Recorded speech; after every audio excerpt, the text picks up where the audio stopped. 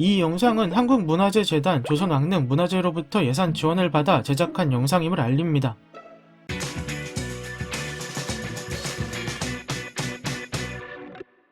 무덤의 모습을 떠올려보면 아마 잔디가 입혀진 모습이 떠오를 겁니다.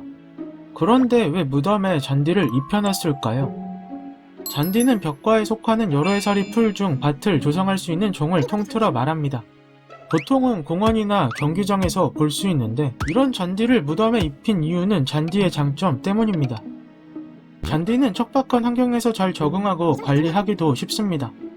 그리고 잔디끼리 자라면서 연결되어 방수 효과를 발휘해 무덤의 침수 피해를 예방할 수 있습니다. 이와 같은 장점들 때문에 무덤에 잔디를 입혀놓은 겁니다. 그런데 조선 왕릉 중 동구릉에 있는 권원릉은 잔디가 아니라 억새로 되어 있습니다.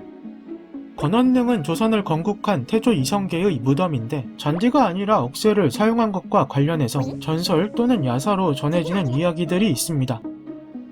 태조 이성계가 붕어하기 전에 고향인 함흥 땅에 묻어달라는 유교를 남겼습니다.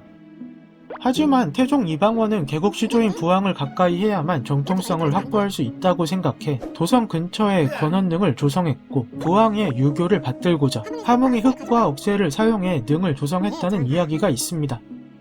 다른 이야기로는 함흥에 권원릉을 조성하면 제사 때마다 임금이 이동하는 것이 곤란해 도성 근처에 조성했다는 이야기입니다. 후왕들은 선왕의 능을 자주 참배해서 효의 실천을 다하고자 했기에 도성과 가깝게 위치하는 것도 중요했습니다.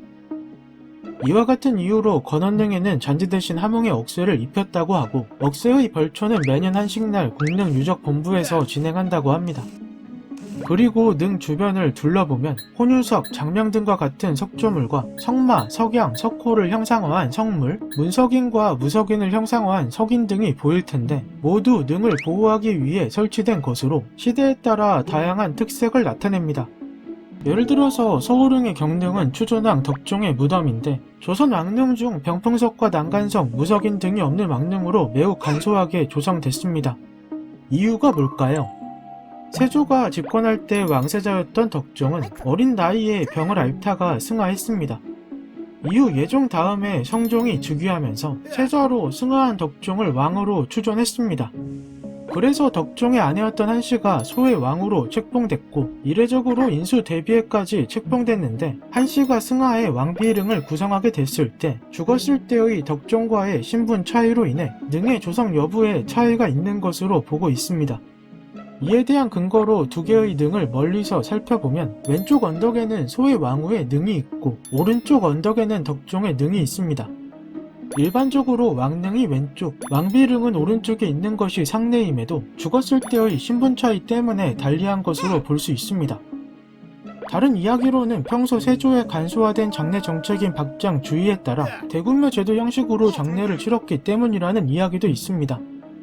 이처럼 조선 왕릉은 입지, 석조물과 석물, 석인의 배치, 공간의 구성, 능의 형태 등 능에 따라 다양한 특징을 보입니다.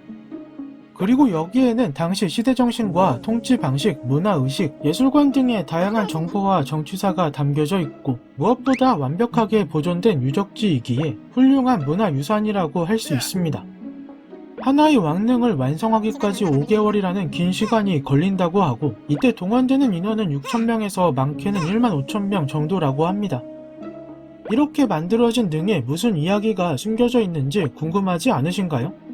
조선 왕릉의 모습을 더욱 자세히 살펴볼 수 있는 제2회 조선왕릉 문화제가 10월 9일부터 11월 7일까지 서울 경기 지역 및 온라인에서 진행 예정입니다. 문화재청에서는 조선 왕릉의 뛰어난 가치를 알리고 전통 문화관광 자원으로 발전시키기 위해 노력 중이니 궁금하신 분들은 살펴보길 바랍니다. 궁금증이 해결되셨나요?